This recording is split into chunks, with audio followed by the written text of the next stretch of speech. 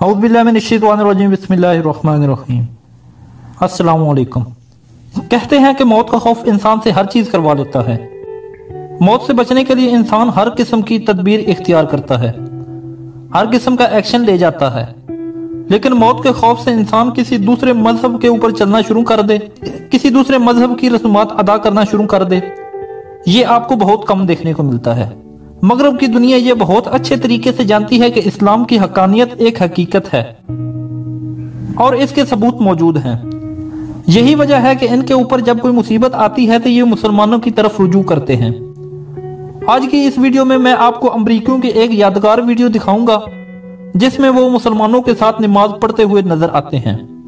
इन अमरीकियों ने अपना मजहब बदला नहीं है, ये सिर्फ मौत का खौफ है और इस हकीकत का इल्म कि मुसलमानों का दीन सच्चा है।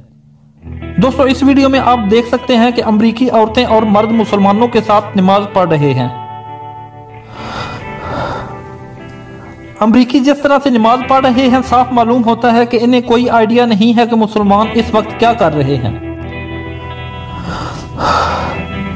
लेकिन वो ये जानते हैं कि मुसलमान जो भी कर रहे हैं वो ठीक कर रहे हैं। अमरीकियों से सही तरह से रुकू और सुजूद अदा नहीं किए जा रहे। जाहिरी बात है, उन्होंने अपनी जिंदगियों में कभी नमाज पढ़ी हो तो उन्हें रुकू और सुजूद का आइडिया हो, जिस्म किस तरह रुकू और सुजूद में हरकत करता है।